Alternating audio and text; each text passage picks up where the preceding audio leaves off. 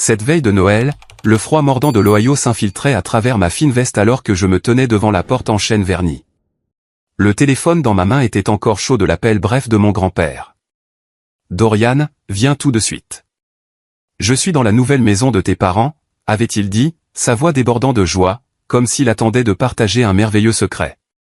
Grand-père Will, un homme d'affaires prospère, toujours occupé par son entreprise de construction à Chicago, avait rarement le temps de nous rendre visite. La seule pensée de le voir me fit sourire malgré le froid glacial de la nuit d'hiver. J'ai poussé la porte et immédiatement, la chaleur de la cheminée et l'arôme savoureux de la viande rôtie m'ont enveloppé. Grand-père était assis en bout de table, ses yeux pétillants comme des étoiles quand il m'a vu. Il s'est levé et m'a serré fort dans ses bras, son parfum boisé familier me faisant oublier toute ma fatigue en un instant. « Dorian, aimes-tu cette maison ?» a-t-il demandé, sa voix pleine de fierté, comme s'il venait de me remettre un trésor inestimable.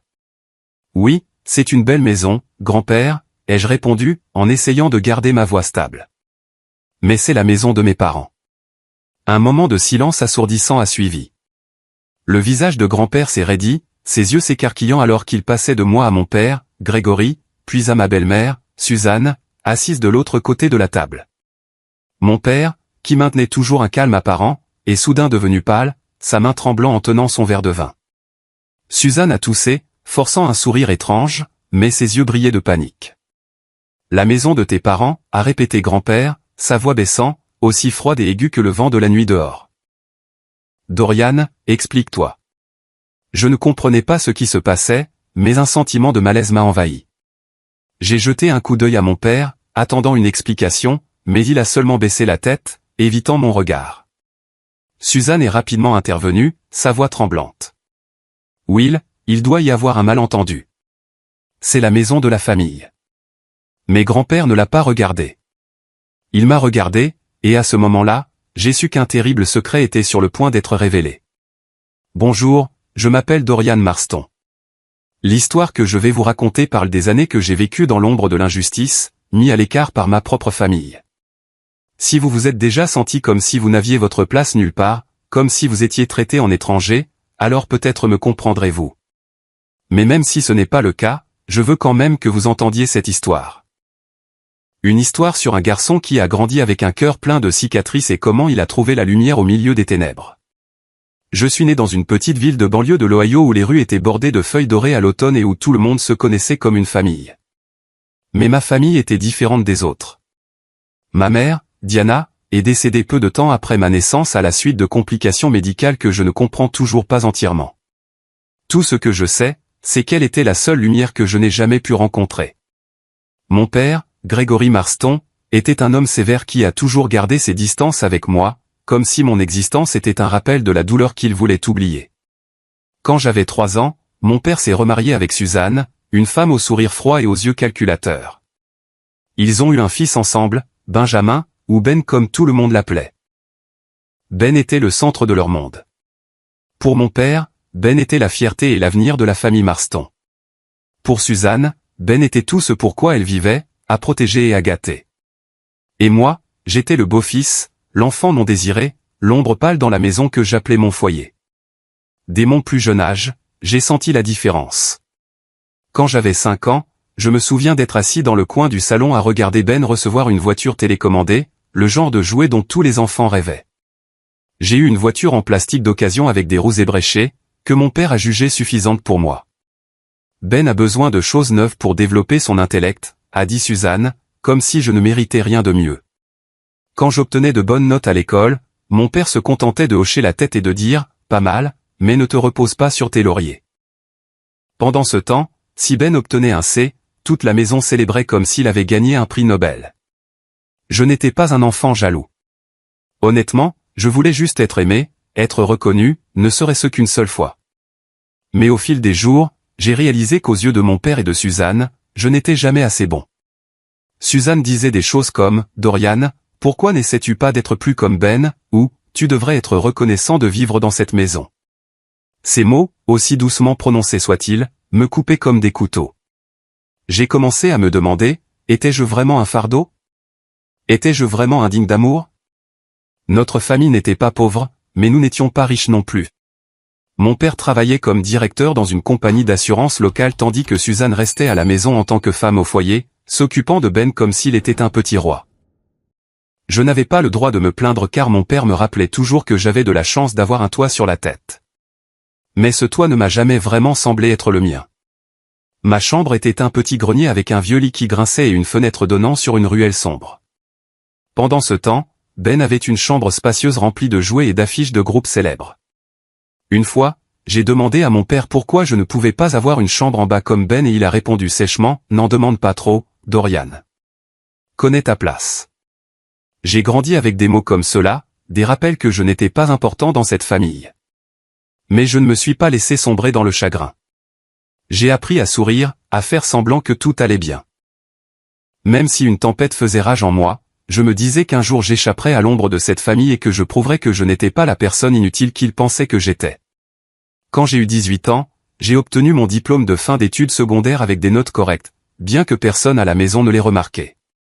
Je rêvais d'aller à l'université, de devenir ingénieur, ou de faire quelque chose pour rendre grand-père, la seule personne qui se souciait vraiment de moi, fier. Mais ce rêve a été rapidement anéanti. Un soir, alors que je demandais à mon père des informations sur les bourses ou les prêts pour l'université, il m'a regardé avec des yeux froids. « Dorian, nous n'avons pas assez d'argent, » a-t-il dit. « Ben doit être prioritaire. Il a un grand potentiel et nous devons investir en lui. » Je suis resté là, stupéfait, sentant le monde s'effondrer sous moi. Ben, le frère qui ne faisait que jouer aux jeux vidéo et traîner avec ses amis, était celui qui avait été choisi pour réaliser son potentiel. Je n'ai pas discuté. Je n'ai pas pleuré. J'ai juste hoché la tête et j'ai quitté la pièce. Cette nuit-là, allongé sur mon vieux lit qui grinçait, fixant le plafond fissuré, je me suis promis de m'en sortir seul. Si mes parents ne croyaient pas en moi, je croirais en moi-même. J'ai commencé à travailler dans un Walmart en ville, d'abord comme caissier, puis comme magasinier. Le travail n'était pas facile. De longues nuits de travail, travailler pendant les vacances et gérer des clients difficiles m'ont épuisé. Mais je ne me suis pas plaint. Chaque dollar que je gagnais était un petit pas vers l'évasion de ma famille. J'ai loué un petit appartement délabré avec des murs tachés et un robinet qui fuyait, mais au moins c'était le mien. Je n'avais plus à entendre les remarques désobligeantes de Suzanne ou à voir les regards déçus de mon père. Pendant ce temps, Ben était entièrement soutenu par nos parents. Il fréquentait une prestigieuse école privée, conduisait une voiture neuve que notre père avait achetée, et n'avait jamais à lever le petit doigt. Une fois, Suzanne est venue au magasin où je travaillais, m'a vu derrière le comptoir et a souri en coin. « Dorian, c'est ce que tu fais. Quel dommage. Ben n'aura jamais à faire un travail aussi subalterne. » J'ai serré les dents, forçant un sourire, mais à l'intérieur, je voulais crier « Pourquoi ? Pourquoi n'étais-je pas digne des mêmes opportunités que Ben ?» Ces années-là, j'ai vécu dans la solitude. Je n'avais pas beaucoup d'amis car je passais la plupart de mon temps à travailler et à économiser de l'argent. Mais je n'étais pas entièrement seul. Grand-père, où il était le seul point lumineux dans ma vie. Il vivait à Chicago et dirigeait une grande entreprise de construction. C'était un homme de travail. De temps en temps, quand il avait le temps, il m'appelait. Ses appels étaient ma bouée de sauvetage. Il parlait de ses projets, me demandait des nouvelles de ma vie, et disait toujours « Dorian, tu es un jeune homme fort. Ne laisse personne te faire croire le contraire. » Je ne lui ai jamais dit comment mon père et Suzanne me traitaient. Je ne voulais pas qu'il s'inquiète. Et une partie de moi craignait que si je parlais, il me trouverait faible. Grand-père était le seul à me parler de ma mère. Il disait que Diana était une femme douce qui aimait les livres et rêvait d'un monde juste. Il se reprochait de ne pas avoir été là quand elle m'a mis au monde, car le travail l'avait retenue. Si j'avais été là, les choses auraient pu être différentes, disait-il, la voix étranglée. Je ne lui en voulais pas. Je souhaitais seulement avoir pu la rencontrer, ne serait-ce qu'une fois, pour savoir que j'avais été aimé. Au fil des années, je me suis habitué à ma vie indépendante. J'ai appris à réparer la plomberie de mon appartement, à cuisiner des repas simples et à empêcher mon cœur de se briser davantage. Mais au fond de moi, il y avait toujours un vide, le vide d'une famille que je n'avais jamais vraiment eue. Je ne savais pas que pendant que j'essayais de construire ma propre vie, un grand secret était caché par mon père et Suzanne. Un secret qui allait tout changer. Quand j'avais 21 ans, je vivais toujours dans mon minuscule appartement loué dans le sud de la ville, travaillant de nuit au supermarché. Les matins vides, les repas simples et le sommeil interrompu étaient devenus si routiniers qu'ils ne me semblaient plus inhabituels. Je n'avais pas grand-chose, mais j'avais ma liberté, mon propre espace et une parcelle d'estime de soi que j'avais payée par des années d'endurance silencieuse. Un après-midi de début d'été, alors que je traitais des paiements à la caisse des employés, mon téléphone a vibré. C'était un SMS de Suzanne. Viens à la nouvelle maison ce soir. L'adresse est 1432 Hollow Creek. Petite fête. J'ai lu le message 3 fois, fixant l'écran comme s'il allait s'expliquer de lui-même. Je ne les avais jamais entendus mentionner quoi que ce soit à propos d'un déménagement. Il n'y avait eu aucun indice qu'ils cherchaient une nouvelle maison, et certainement personne ne m'avait demandé si je voulais emménager avec eux. J'ai hésité. Une partie de moi voulait l'ignorer, faire comme si de rien n'était. Mais j'ai ensuite pensé que c'était peut-être une chance de renouer le contact, même un tout petit peu, même si ce n'était qu'une réunion polie. Je voulais y aller. Peut-être pour les féliciter. Peut-être pour prouver que je n'étais plus le gamin maussade et silencieux que j'étais. J'avais changé et je pensais que peut-être eux aussi. Je me suis arrêté dans une petite boutique d'alcool près du supermarché et j'ai choisi une bouteille de vin rouge abordable, puis je suis passé à la boutique de broderie pour récupérer un mouchoir que j'avais commandé la semaine précédente. Un petit cadeau avec les initiales « Je aime » brodé dessus. Je n'avais pas beaucoup d'argent, mais je voulais que le cadeau que j'apportais soit attentionné. La nouvelle maison se trouvait dans un nouveau quartier résidentiel à l'ouest de la ville, un endroit où je n'avais jamais mis les pieds. Alors que ma voiture tournait dans une rue bordée d'érables nouvellement plantés et de pelouses vertes manucurées, j'ai eu l'impression d'entrer dans un autre monde. Des maisons jumelées de 2 étages avec des portes en bois, des toits en tuiles grises et des marches en briques rouges. Tout dégageait un sentiment d'abondance et d'ordre que je n'avais jamais ressenti dans notre ancienne maison. Je me suis garé devant la maison avec l'adresse que Suzanne avait envoyée. C'était une maison de couleur crème avec une cour avant en pierre, un large porche et des fenêtres cintrées donnant sur un jardin. Je suis sorti de la voiture, tenant la bouteille de vin dans le cadeau, et je suis resté immobile quelques secondes devant la porte. Pour une raison quelconque, mon cœur battait la chamade. Pas d'excitation, mais parce qu'un sentiment indescriptible s'agitait en moi, comme si j'étais sur le point d'entrer dans quelque chose qui ne m'appartenait pas. Suzanne a ouvert la porte. Elle portait une robe en soie, son maquillage méticuleusement appliqué. « Oh, Dorian, entre » a-t-elle dit, son sourire aussi fin que la couche de fard à joues sur ses joues. Je suis entré et j'ai regardé autour de moi. Un salon spacieux avec des parquets brillants, une cheminée en granit, des fauteuils beiges et un lustre classique. Des photos de famille étaient déjà accrochées au mur. La photo de mariage de mon père et de Suzanne. Maintenant un trophée sportif. Aucune photo de moi. Je n'étais pas surpris.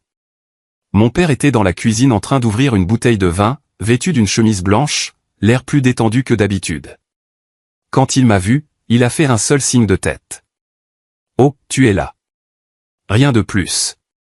J'ai tendu le vin et le cadeau en disant « Félicitations pour la nouvelle maison, papa. » Il les a pris, les a posés sur la table sans les ouvrir, et s'est détourné.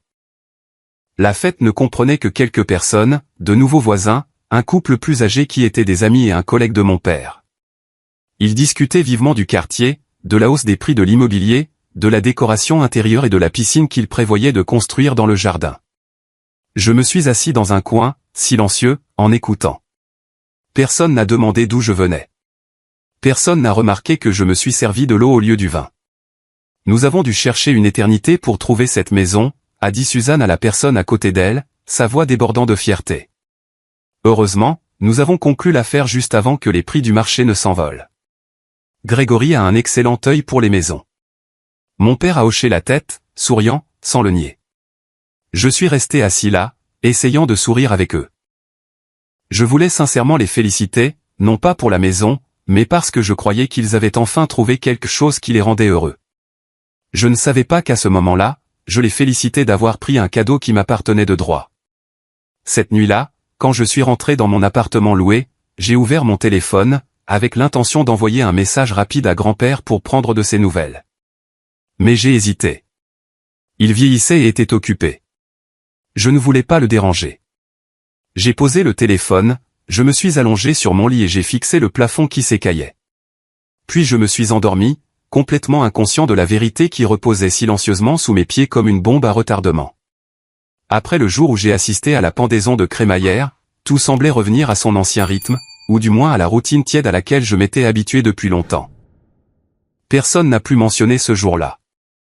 Personne n'a demandé ce que je pensais de la nouvelle maison, et bien sûr, personne n'a évoqué la possibilité que j'emménage avec eux. Mais quelque chose d'étrange a commencé à se produire. À partir de ce moment, pour chaque grande fête, Thanksgiving, Noël, l'anniversaire de Ben, même l'anniversaire de mariage de mon père et de Suzanne, je recevais une invitation à leur maison. Ce n'étaient pas des invitations chaleureuses et sincères, mais des SMS secs. 18h, viens dîner. Ben hâte de te voir. Nous avons des invités. Sois à l'heure. J'y allais non pas parce que je croyais qu'ils avaient changé, mais parce que je ressentais encore le devoir d'un fils. Chaque fois, j'apportais un petit cadeau, soigneusement choisi et emballé à la main. Mais mes cadeaux étaient généralement mis de côté, non ouverts en ma présence, et personne n'offrait un mot de remerciement clair. Et la chose la plus étrange était qu'ils ont commencé à m'inclure dans les photos de famille. La première fois, c'était ce Noël-là. Suzanne m'a appelé en disant « Dorian, rapproche-toi de Ben. On prend une photo de famille. » J'ai été surpris mais je me suis avancé. Mon père se tenait au milieu, son bras autour des épaules de Ben. Je me tenais au bord du cadre, forçant un sourire maladroit. Alors que l'appareil photo cliquait, j'ai eu l'impression d'entrer dans une pièce de théâtre sans parole, et j'étais le personnage secondaire ajouté pour compléter la distribution. Les fois suivantes, ils ont continué à m'inclure dans les photos. Au début, c'était avec toute la famille. Plus tard, parfois juste avec mon père. Une fois, Suzanne a même posé sa main sur mon épaule, souriant vivement. Je ne comprenais pas ce qui se passait. Avant, j'avais toujours été exclu de moments comme ceux-ci. Les photos accrochées dans l'ancienne maison ne me montraient jamais. Alors pourquoi faisait-il ça maintenant? J'ai demandé une fois, légèrement, après le dîner d'anniversaire de Ben. Pourquoi prenons-nous autant de photos de famille ces derniers temps? Suzanne a ri et a dit, « Oh, on veut juste capturer des souvenirs. Tu fais partie de la famille, toi aussi, n'est-ce pas ?» J'ai hoché la tête, mais mon cœur était lourd. Je n'étais pas naïf. Je savais que quelque chose n'allait pas. Mais je ne pouvais pas mettre un nom dessus. Je sentais seulement qu'on me menait en bateau, qu'on me forçait à entrer dans un cadre fabriqué auquel je n'avais jamais appartenu, comme si je jouais le rôle du fils aîné harmonieux sur une photo destinée à être exposée, pas comme moi-même.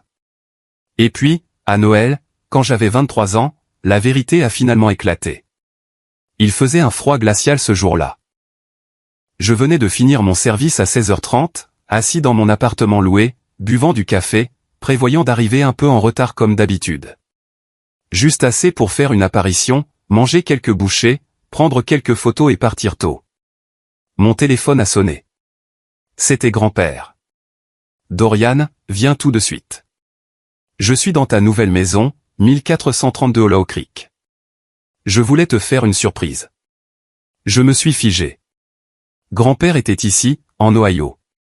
Il quittait rarement Chicago. Son entreprise de construction le retenait toujours. J'ai rapidement enfilé ma veste et je suis sorti en courant. Mon esprit tourbillonnait de questions.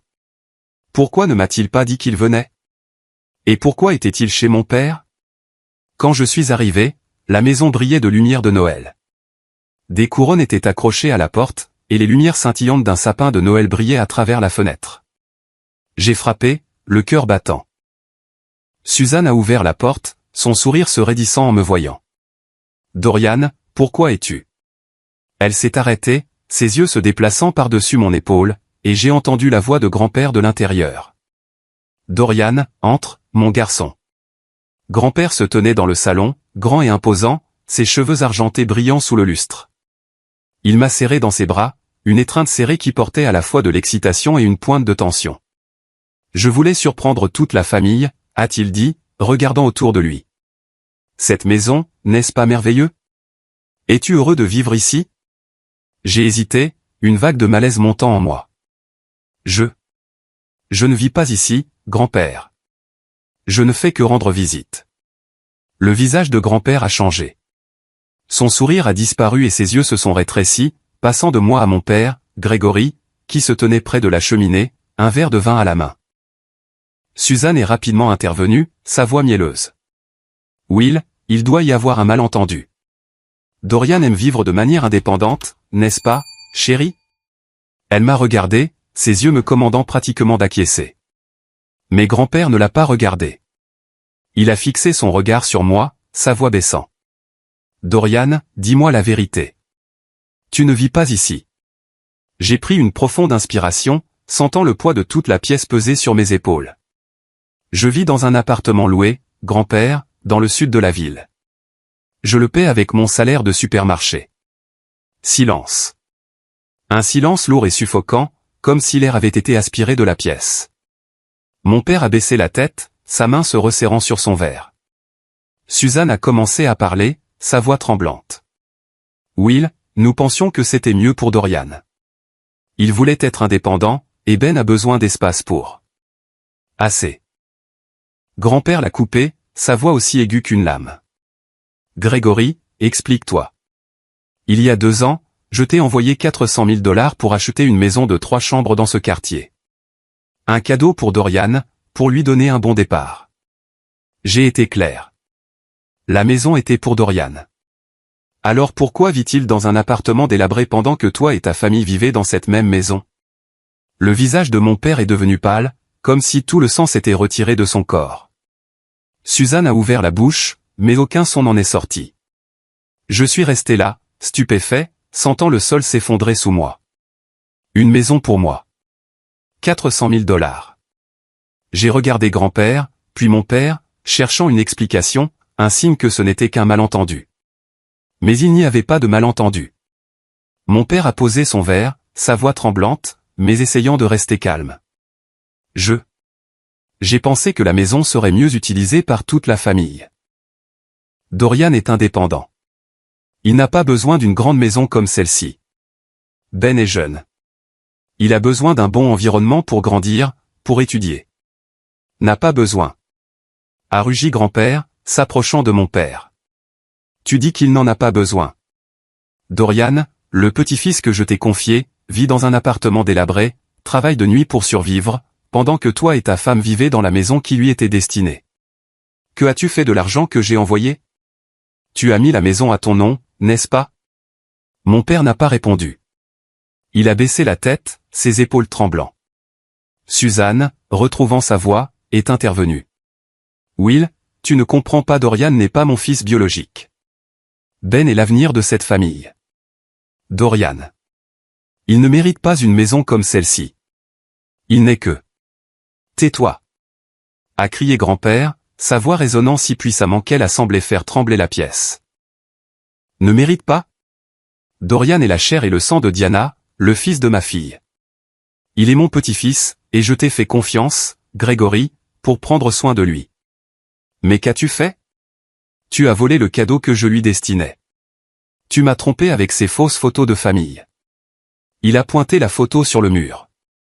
Celle de toute la famille dans le salon, avec moi maladroitement debout au bord. Je pensais que Dorian vivait heureux ici. J'ai cru aux photos que vous m'avez envoyées, mais il s'avère que tout n'était qu'une mascarade pour cacher votre cupidité. Ma gorge s'est serrée. Les photos, les fois où l'on m'a appelé pour poser, les moments mis en scène que je ne comprenais pas. C'était tout pour tromper grand-père, pour lui faire croire que je faisais partie de cette famille heureuse. J'ai regardé mon père, attendant une explication, des excuses, n'importe quoi. Mais il est resté silencieux, ses yeux évitant les miens. Dorian. Grand-père s'est tourné vers moi, sa voix s'adoucissant mais toujours résolue. Va chercher tes affaires.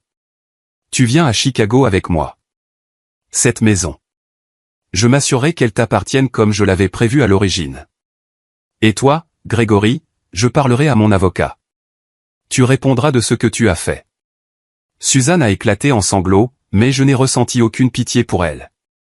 Mon père a finalement parlé, sa voix. Dorian, Je voulais juste ce qu'il y avait de mieux pour la famille. Le meilleur pour la famille? Ai-je répété, ma voix calme mais froide. Vous ne m'avez jamais considéré comme faisant partie de cette famille. J'ai passé toute ma vie à essayer de vous rendre fier, mais tout ce que vous avez jamais vu, c'est Ben. Vous m'avez enlevé ma chance, et vous n'avez même pas pris la peine de me dire la vérité. Je me suis détourné, incapable de le regarder plus longtemps. Grand-père a posé une main sur mon épaule, ses yeux remplis de douleur, mais aussi d'une détermination inébranlable. Allons-y, Dorian. Tu n'as plus besoin de rester ici. Le froid de la nuit de Noël m'a mordu la peau alors que nous sortions de la maison qui était censée être la mienne. La faible lueur des lampadaires illuminait la rue enneigée, et je pouvais sentir ma respiration lourde se mêler à l'air glacial. Grand-père m'a conduit à un VUS noir élégant, garé près du trottoir. Le chauffeur, un homme d'âge mûr en costume impeccable, nous a ouvert la porte. À l'hôtel d'abord, a dit grand-père, sa voix basse mais ferme. Je me suis glissé sur la banquette arrière à côté de lui, ayant l'impression d'entrer dans un monde différent, un monde auquel je n'avais jamais pensé appartenir. Ça va, Dorian, a demandé grand-père, ses yeux doux mais perçants, comme s'il essayait de lire chaque pensée dans mon esprit. Je ne sais pas, grand-père, ai-je répondu, ma voix. Tout se passe si vite. Je ne comprends toujours pas entièrement. Il a hoché la tête, posant une main sur mon genou. Je sais, mais à partir de maintenant, les choses seront différentes. Tu viendras à Chicago avec moi. Nous recommencerons à zéro, juste nous deux. J'ai regardé par la fenêtre, les lumières de Noël passant en flou comme de faibles étincelles. Chicago, une ville dont je n'avais entendu parler qu'à travers les histoires de grand-père, où il a bâti son empire de la construction à partir de rien. Je n'y étais jamais allé, je n'avais jamais pensé en avoir l'occasion, mais maintenant c'était là que je recommencerais. Une nouvelle vie, une chance d'échapper à l'ombre de mon passé. Le lendemain matin, nous avons pris un vol matinal pour Chicago. J'étais assis près de la fenêtre, contemplant les champs enneigés sans fin en contrebas, ayant l'impression de laisser derrière moi un monde vieux et usé pour un rêve. Grand-père était assis à côté de moi, lisant tranquillement un journal économique. Mais de temps en temps, il me jetait un coup d'œil avec un sourire encourageant. Quand l'avion a atterri à l'aéroport O'Hare, un vent glacial de Chicago nous a accueillis. James, le chauffeur de grand-père, attendait avec le VUS familier. Nous avons traversé les rues animées de la ville où des gratte-ciel s'élevaient au-dessus de nos têtes, leur acier et leur verre brillant sous le soleil d'hiver. Je n'avais jamais rien vu de tel. L'Ohio, avec ses routes étroites et ses maisons modestes, semblait appartenir à un autre monde. La voiture a tourné dans un quartier résidentiel huppé où les rues étaient pavées de pierres, bordées de chênes centenaires et de vastes demeures. James s'est arrêté devant une grande porte en fer au-delà de laquelle une allée menait à un manoir de 3 étages entouré de pelouses parfaitement entretenues et de rosiers rouges vifs, même au milieu de l'hiver. Ma mâchoire est tombée, incapable de croire mes yeux. « C'est ta maison, grand-père ?» ai-je demandé, la voix tremblante. Grand-père a ri de bon cœur, me tapant sur l'épaule. « Bienvenue chez moi, Dorian. Et maintenant, c'est aussi chez toi. » Le manoir de grand-père n'était pas seulement une maison. C'était un palais. La porte d'entrée en bois sculpté s'ouvrait sur un grand hall d'entrée avec des sols en marbre, un escalier en colimaçon menant à l'étage et des peintures abstraites qui ornaient les murs. Le salon était 3 fois plus grand que mon appartement loué, avec des baies vitrées donnant sur un jardin arrière, avec une piscine scintillante et un espace barbecue extérieur. L'odeur de pain et de cuir des meubles luxueux me donnait l'impression d'entrer dans un hôtel 5 étoiles. Je ne sais pas quoi dire, ai-je murmuré, debout au milieu du salon, serrant toujours mon petit sac d'affaires. Tu n'as rien à dire, a répondu grand-père, me conduisant à l'étage. Ta chambre est ici. Il a ouvert la porte d'une chambre spacieuse avec un lit king size, un bureau en noyer et une fenêtre donnant sur le jardin. Un ordinateur portable flambant neuf était posé sur le bureau et un tapis doux et moelleux recouvrait le sol. C'est ici que tu peux recommencer. Sans pression, sans fardeau, juste un nouveau départ. Je me suis assis sur le bord du lit, ayant l'impression de rêver. Quelques heures plus tôt, j'étais dans mon appartement délabré avec un robinet qui fuyait et un plafond qui s'écaillait. Maintenant, j'étais ici, dans une chambre que je n'aurais pas osé imaginer. Mais à côté de l'émerveillement écrasant, il y avait une douleur persistante.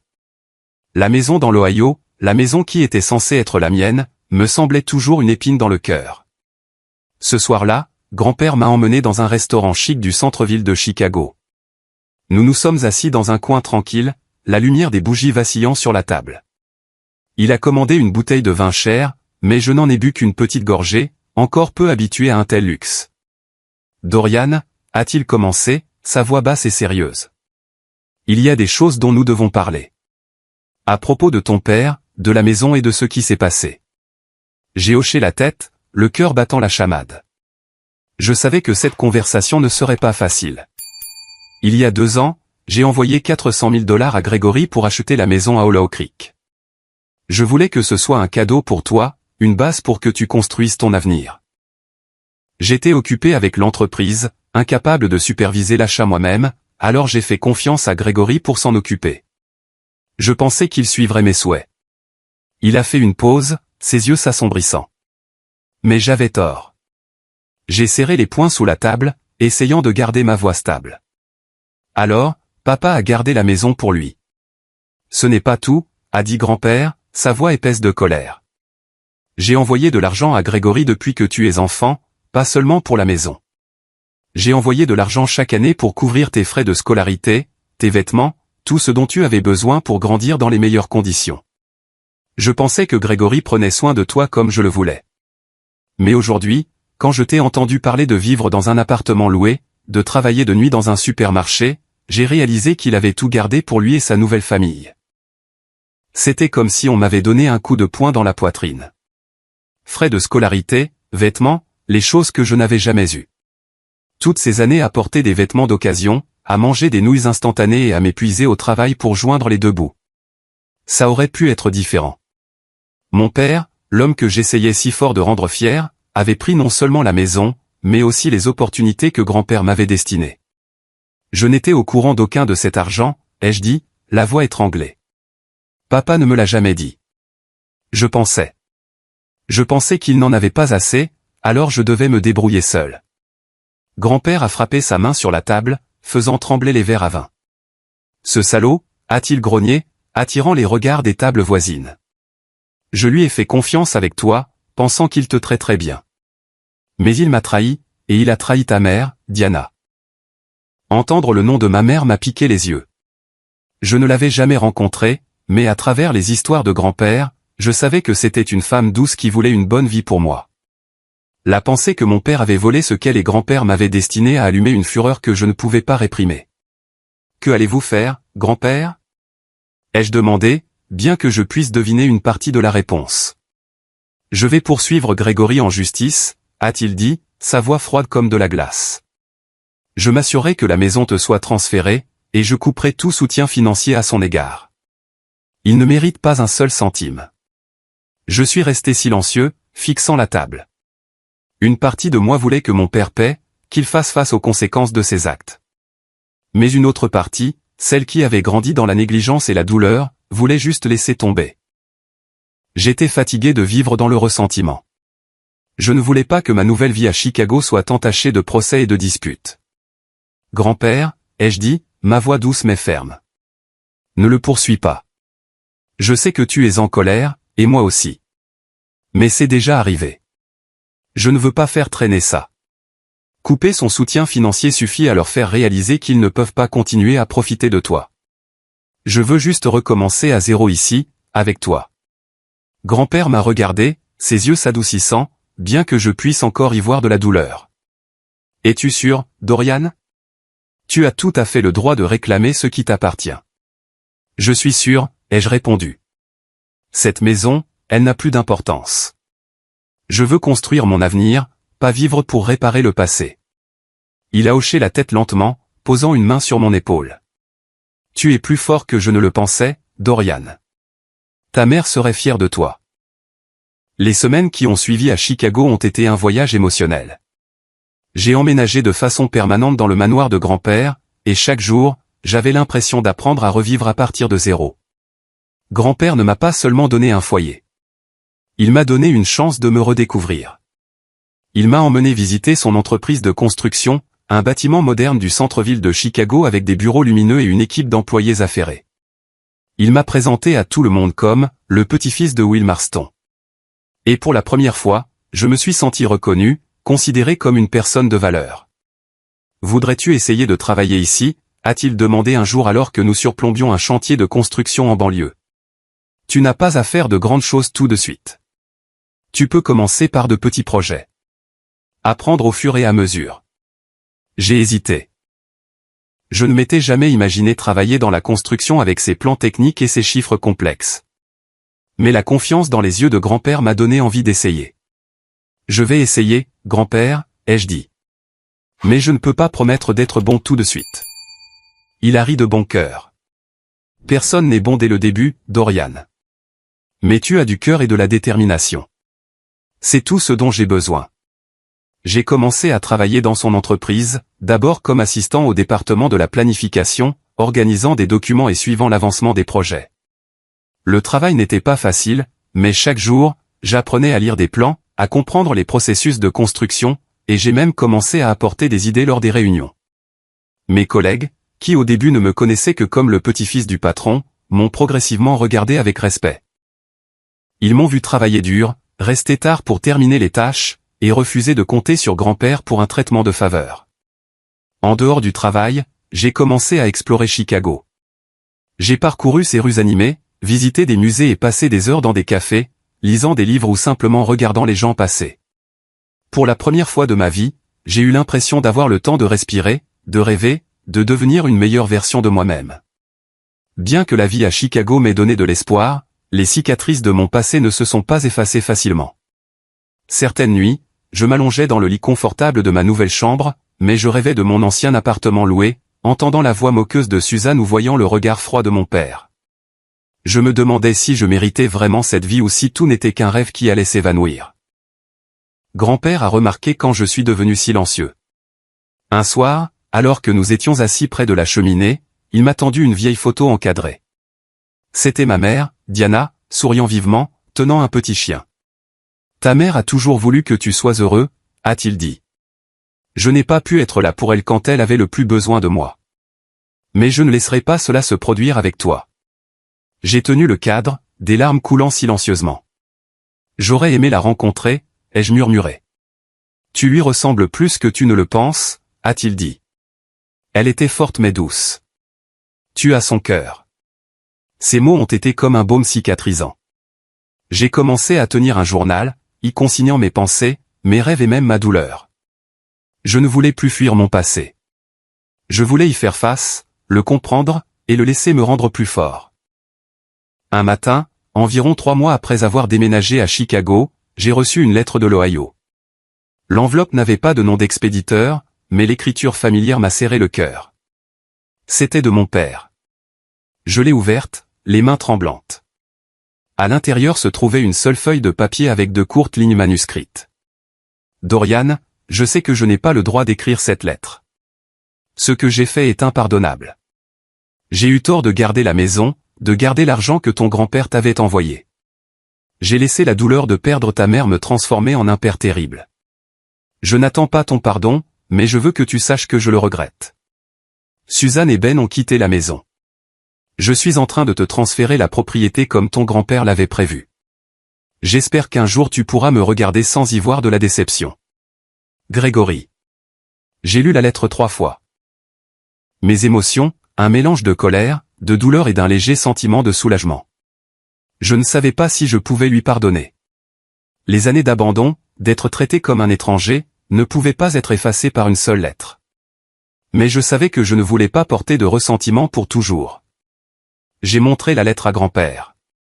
Il l'a lue en silence pendant un long moment, puis a dit, « C'est ta décision, Dorian.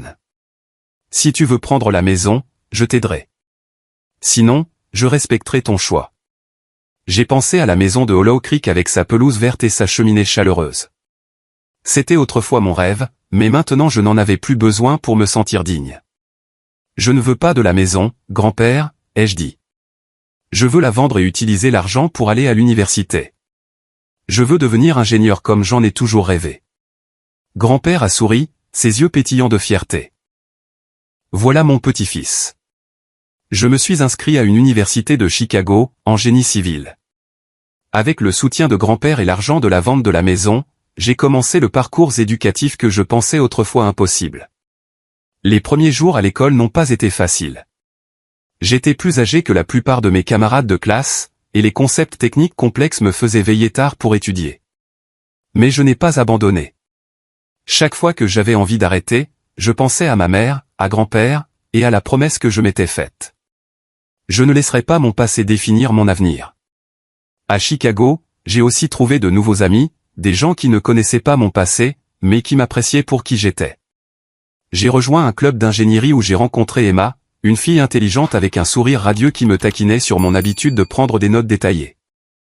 Pour la première fois, j'ai eu l'impression d'avoir une communauté, un endroit où j'avais ma place.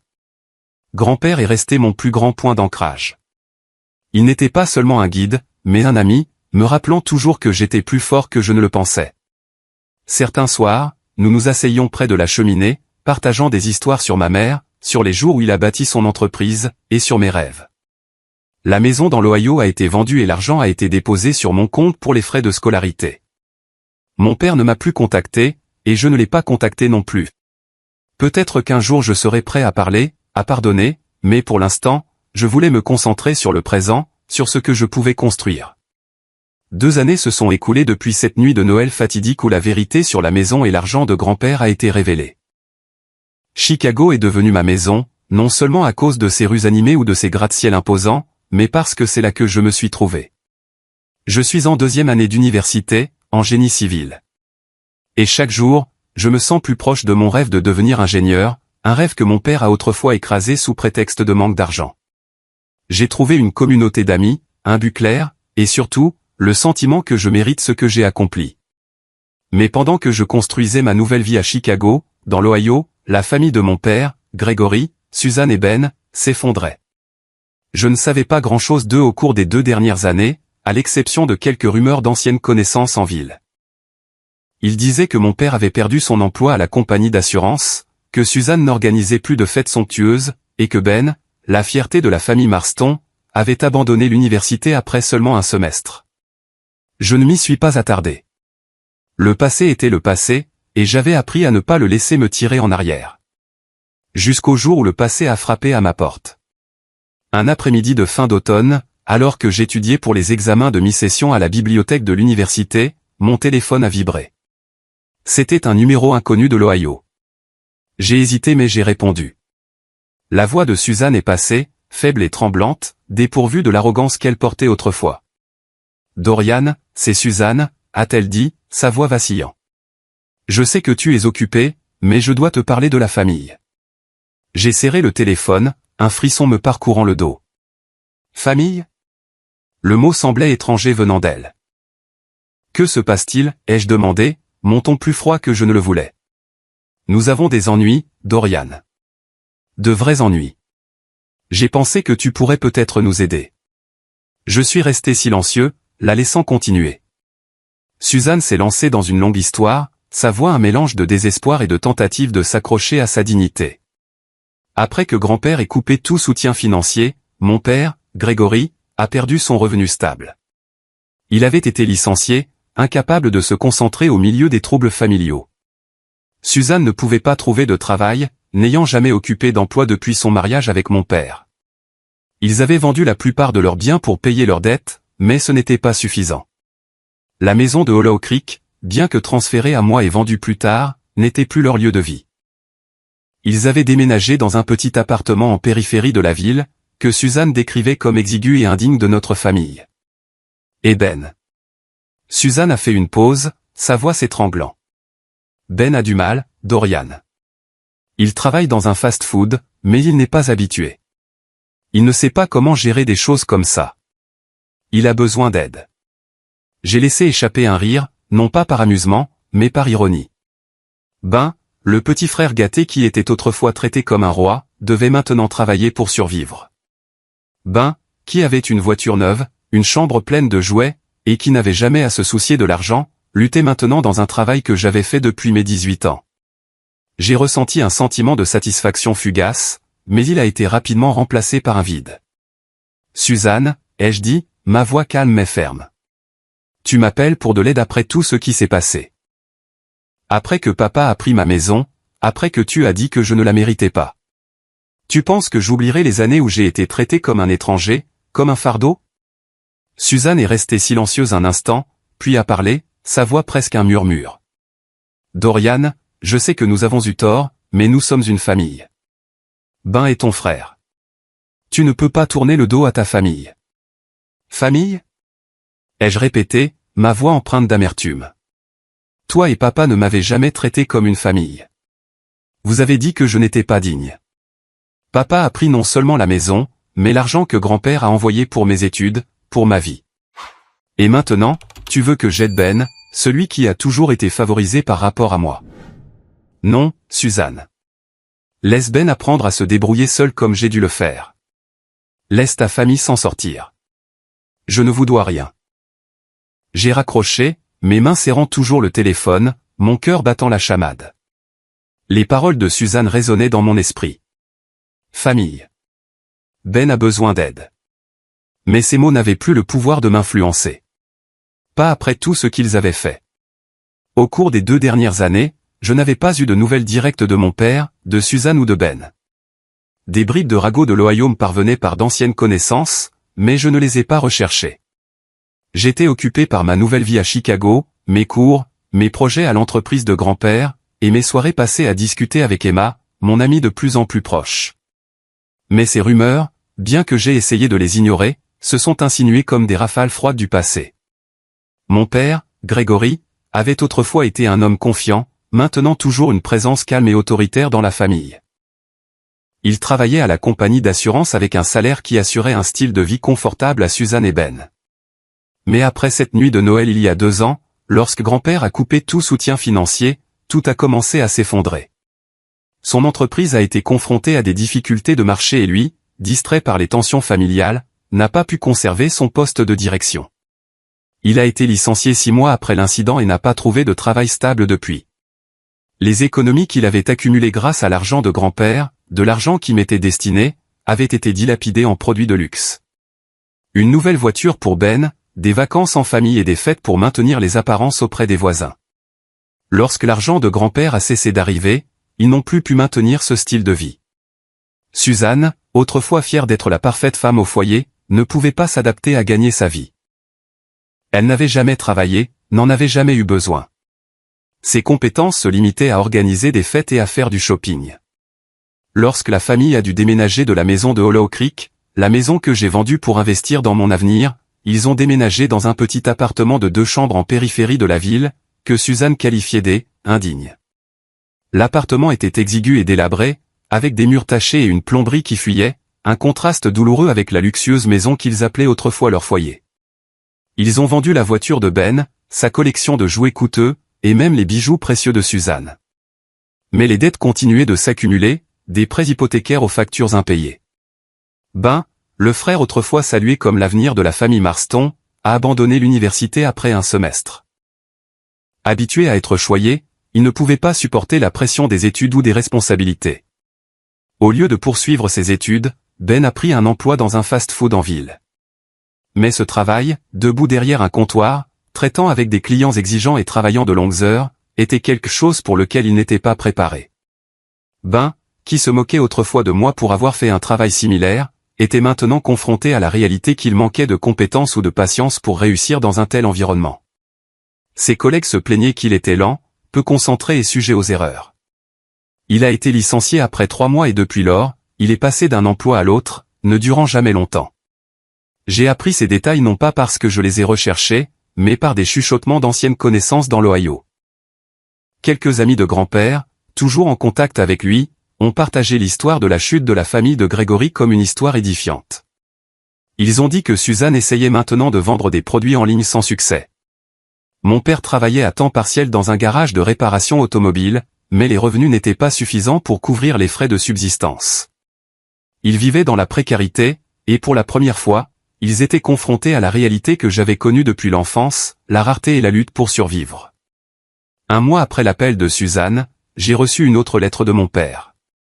Ce n'était pas des excuses comme la dernière fois, mais un appel à l'aide. Il a écrit que la famille était au bord de la faillite. L'appartement qu'il louait était maintenant menacé d'expulsion pour loyers impayés.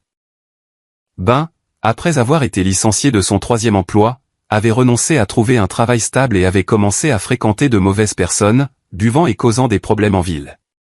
Mon père a écrit qu'il n'avait personne d'autre vers qui se tourner, que j'étais leur dernier espoir. Il a utilisé le mot « famille » à plusieurs reprises, comme s'il pouvait éveiller un certain sens du devoir en moi. J'ai lu la lettre dans ma chambre du manoir de grand-père, assis sur le lit king size auquel je n'étais toujours pas entièrement habitué. Chaque mot ressemblait à un couteau rouvrant de vieilles blessures. Je me suis souvenu des années où j'ai été mis à l'écart, qualifié d'indigne, comparé à Ben comme un rappel que je n'étais jamais assez bon. Je me suis souvenu des nuits passées sur le lit grinçant du grenier, me demandant pourquoi je n'étais pas aimé. Et je me suis souvenu de cette nuit de Noël où j'ai appris que tout ce que j'avais désiré, une maison, une opportunité, avait été volé par mon père et Suzanne. J'ai appelé grand-père et je lui ai parlé de la lettre. Il a écouté, ses yeux s'assombrissant comme il l'avait fait cette nuit de Noël il y a 2 ans. « Que allez-vous faire » a-t-il demandé, sa voix stable, mais sans pression. Il a toujours respecté mes décisions, bien que je sache qu'il était toujours furieux de ce que Grégory avait fait. « Je ne vais pas les aider, ai-je dit, ma voix ferme. Ils ont eu leur chance. Ben avait tout ce que je n'avais pas. Une voiture, une belle chambre, l'amour de nos parents. S'il doit travailler pour survivre maintenant, c'est une leçon qu'il doit apprendre.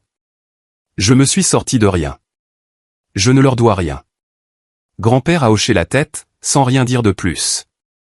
Mais je savais qu'il approuvait ma décision.